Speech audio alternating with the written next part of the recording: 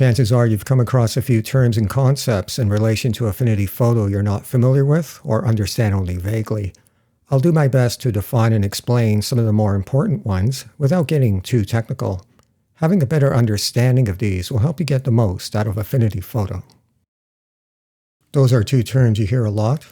First, destructive. Anything you do directly on or to a layer is destructive. If I were to take a paintbrush and paint on this photo, for example, it would be destructive because I'm painting directly on its layer.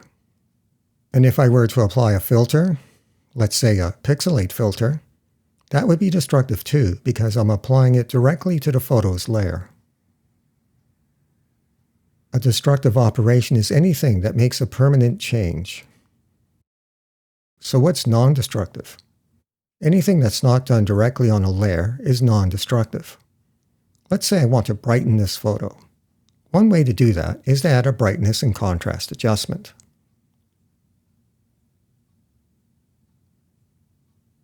Notice that a new layer has been added to the layer stack.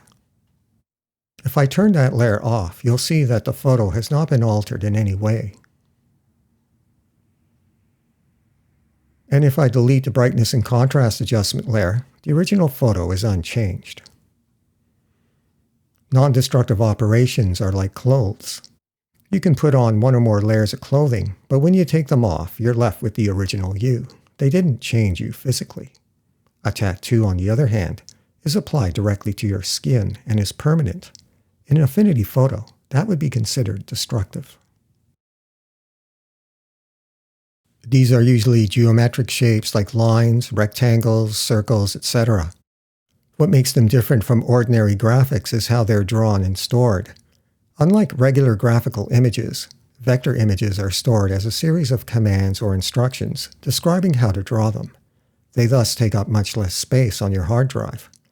Vector graphics are scalable, meaning you can make them bigger or smaller with no loss of image quality because the image is not stretched or shrunk to fit the new size, but is redrawn to scale.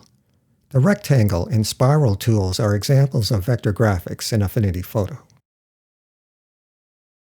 Rasterize or rasterization means to convert something to a raster graphic.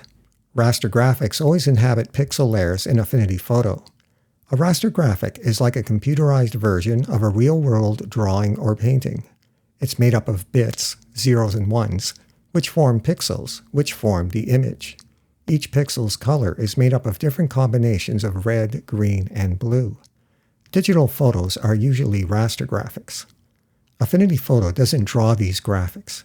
It just displays them on your computer's screen, just like you might take a picture out of a drawer and put it up on your wall. You didn't draw it. You just took it from one place, your drawer, and put it in another, your wall. Because of this, raster graphics are not as scalable as vector graphics. A raster graphic is not redrawn, but stretched to fit the new size. This causes pixels to be pulled further apart, which may degrade image quality. But with today's cameras having sensors with tens of millions of pixels, this may not be much of a problem. Just as you can paint or draw your own pictures, Affinity Photo lets you create your own raster graphics using a tool like the paintbrush on a pixel layer.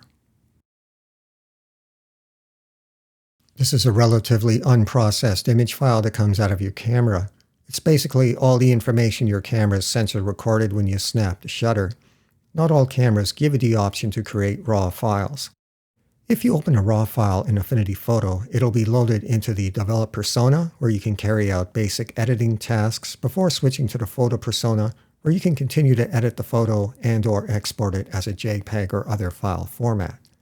If you're serious about photo editing and want to have as much control as possible over your images, it's best to work with RAW files. Hue is just another word for color. Saturation is the intensity of a color. A color that's highly saturated is more intense and deep. A low saturated color will appear washed out and faded. Lower saturation enough, and you'll sap out all the color and end up with a black and white image. Luminance is just how bright a color is. Lower luminance will produce a darker, richer color. High luminance will wash out and desaturate a color somewhat. A blown-out highlight is an area of pure white in a photo. Pure white areas have no detail. Because of this, adjustments and filters will have no effect on them because there is nothing to work with. This may or may not be a problem. It all depends on the extent of the blown out highlights and whether or not you think they look good. Blown out shadows are the opposite. They're areas of pure black. And like areas of pure white, they have no detail, and adjustments and filters will have no effect on them. As with blown out highlights, this may or may not be a problem. A blend mode determines how a layer blends with the layers beneath it. Therefore, for blend modes to work, there has to be at least one layer beneath. Every kind of layer you can add to the layer stack in Affinity Photo has a blend mode you can change. The default blend mode is normal. Blend modes are fun to experiment with and can sometimes create great effects. There are videos and articles on the web that describe how all the different blend modes work. Warm colors are colors like red, yellow, and orange, the colors of heat and fire. Cold and cool colors are colors like blue, green, and purple, the colors of water, ice, and mossy stream banks. Masks are an important tool in photo editing. Masks are used to hide or reveal and can be applied to any type of layer. Layers containing a photo or other graphic, adjustment layers and live filter layers, fill layers, etc. A mask can be painted white, black, or any shade of gray. How a mask behaves, whether it hides or reveals, depends on its color. A white painted mask won't hide anything and will let whatever it's applied to show through completely. A black painted mask hides everything and will make whatever it's applied to invisible. A gray painted mask is somewhere in between. A mask painted light gray, being closer to white than black, will reveal more than it conceals. And a mask painted dark gray, being closer to black, will conceal more than it reveals. There are two main types of masks in Affinity Photo, a mask and an empty mask. The two are one and the same. The only difference is the color they're painted. A mask is painted all white, while an empty mask is painted all black. You can use the paintbrush to paint on both types of masks to change how they behave. Wherever you paint white, a mask or empty mask will let whatever it's applied to show through completely. Wherever you paint black, a mask or empty mask will completely hide what it's applied to. And wherever you paint gray will cause the mask or empty mask to reveal or hide to varying degrees depending on the shade. Lighter shades of gray will reveal more than conceal, and darker shades will conceal more than reveal. Color grading is all about creating a mood or certain look and feel. It's not really about creating a true-to-life representation, but it can be if that's what you're after. In Affinity Photo, you can color grade by changing blend modes, using curves, adjusting brightness and contrast, color, etc. Basically, anything you can use to adjust the color and lightness levels of an image can be used for color grading. Proper white balance makes colors look natural. Most likely your camera has a white balance setting that can be adjusted.